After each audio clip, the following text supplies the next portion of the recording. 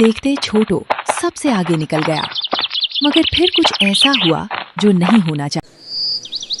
सदियों पुरानी बात है कि एक गांव सब्जापुर था। ये गांव अपने नाम की तरह हरा भरा था। सब्जापुर में हर साल बेलों की दौड़ हुआ करती थी और पूरा गांव इस मेले को बड़ी खुशी से मनाता था। इस दौड़ में हिस्सा लेने वाले बेलों में एक बैल एक गरीब का भी था, जिसका नाम वीर था। वीर अपने बैल को छोटो कहकर पुकारता था। छोटो वीर के बेलों में सबसे कमजोर और कद में छोटा था। देख मेरे छोटो, तुझे भी पता है कि हम लोग दूसरे लोगों की तरह खाते पीते नहीं हैं, मगर मैं फिर भी तुम्हें कभी भूखा नहीं सोने देता। अब तो दौड़ में भी कुछ दिन बाकी हैं। अगर तुम इस बार दौड़ में हार गए तो मैं तुम्हें कभी माफ नहीं करूंगा और हमेशा के लिए तुम्हें घर से निकाल दूंगा।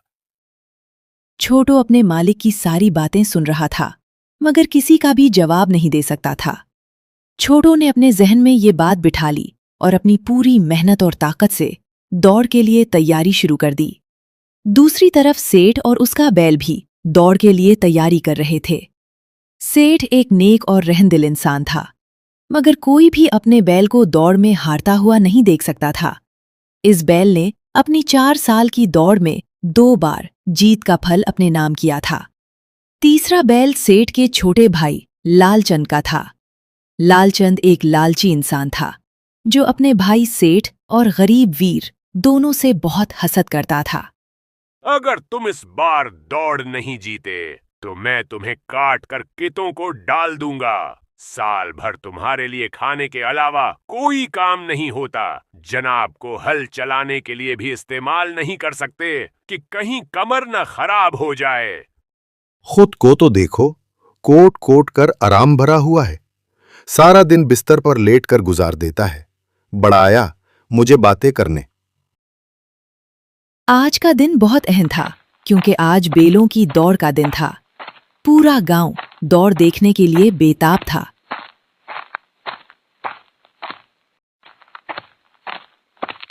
सब लोग मैदान में इकट्ठे हो रहे थे और हिस्सादार अपने बैल लेकर दौड़ के लिए तैयार थे। हर मालिक चाहता था कि इसका बैल दौड़ जीते।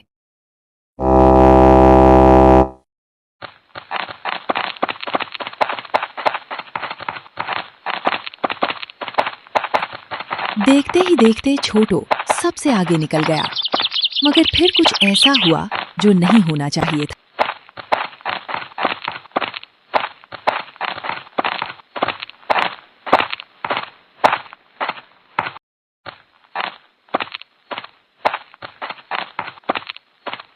हाँ छोटो, मुझे लगता है तुम्हारी सेहत के साथ साथ तुम्हारी किस्मत भी खराब है। आज तुम पहली बार जीतने के करीब थे, मगर तुम्हारी किस्मत ने तुम्हारा साथ नहीं दिया। छोटू खामोशी से बातें सुनता रहा और फिर वहां से चला गया। अब उसे अपने मालिक की कही हुई बातें याद आ रही थीं। उसने देखा कि वीर बहुत गुस्से में था। छोटो, तुम्हें क्या हो गया था? तुम सबसे आगे थे, फिर भी तुम दौड़ कैसे हार गए? मुझे समझ नहीं आ रही। मैंने तुमसे बात की थी कि अगर तुम दौड़ हार गए तो मैं तुम्हें घर से निकाल दूंगा। ये सब बातें बोलकर वीर घर की तरफ निकल पड़ा और छोटू कुछ देर वहां खामोशी से खड़ा रहा। फिर अपनी हारी हुई किस्मत के साथ जंगल की तरफ जाने लगा। छोटू अपनी हार की वजह किसी को नहीं बता सकता था, मगर वो बहुत उदास था। इतने में एक चिड़िया उसके पास आई। दोस्त, मुझे माफ कर दो। मेरी वजह से तुम दौड़ हार गए और तुम्हारे मालिक ने भी तुम्हें घर से निकाल दिया। मुझे तुम्हारी इस हार का बहुत अफसोस है, मगर मैं तुम्हारे एहसान का बदला देकर रहूंगी। तुम क्या मेरी मदद करोगी? अब तो सब कुछ खत्म हो चुका है। अब तो दौड़ भी अगले साल होगी। मैं अगले साल की दौड़ जीतने में तुम्हारी मदद करूंगी। ये सब तुम मुझ पर छोड़ दो। तुम्हारा नाम क्या है नन्ही सी चिड़िया? तुम दिल की अच्छी लगती हो, मगर मेरे ख्याल से तुम मेरी मदद नहीं कर सकती। चलो यहाँ से चली जाओ। तुम मुझे रानी कहकर बुला सकते हो। रानी ये कहकर वहां से चली जाती है। और छोटू के गांव की तरह रवाना हो जाती है। वो हर उस घर में जाती जो बैल दौड़ में हिस्सा लेते थे। वो सारा दिन ये खोज लगाती कि आखिर ये बैल क्या खाते हैं जिनसे उनमें ताकत आती है और दौड़ जीत जाते हैं। रानी सब कुछ छोटू को बताती, जो कुछ उसने सारे दिन की खोज की होती। छोटू भी पूरी मेहनत से तैयारी करने लगता। रानी सारा दिन गांव में लोगों के घरों में और खेतों में गंदुम के दाने इकट्ठे करती और छोटू के लिए अनाज जमा करती। यूं दिन गुजरते गए और सारा साल गुजर गया। दूसरी तरफ वीर भी परेशान था कि उसने छोटू को घर से निकालकर बड़ी गलती की है। शायद मुझे छोटू को घर से नहीं निकालना चाहिए था। यहाँ इंसान भी तो इतनी गलतियां करते हैं, वो तो फिर एक जानवर था।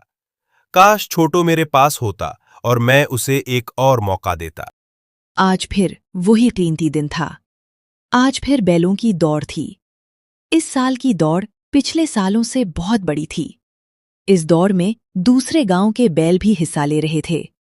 इन बैलों में एक बैल ऐसा भी मौजूद था जो 2 बार वर्ल्ड चैंपियन रह चुका था। इसके पास खड़े दूसरे बैल छोटे नजर आ रहे थे। हर तरफ खुशी का समा था, मगर अफसोस की बात ये थी कि अभी तक छोटू कहीं भी नजर नहीं आ रहा था, और ना ही उसकी दोस्त रानी। वीर भी एक तरफ खड़ा बैलों को देख रहा था, मगर शायद किस्मत को ये मंजूर न था। दौड़ शुरू होने में कुछ मिनट बाकी थे। सारे बैल दौड़ के लिए तैयार थे।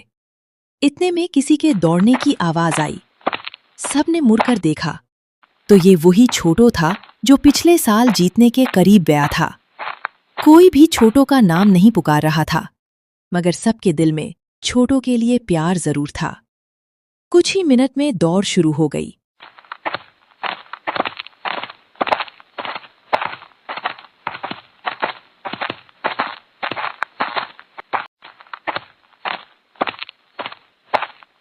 आखिर बड़ी मुश्किलों से छोटू ने ये जीत अपने नाम की और इनाम भी जीत लिया।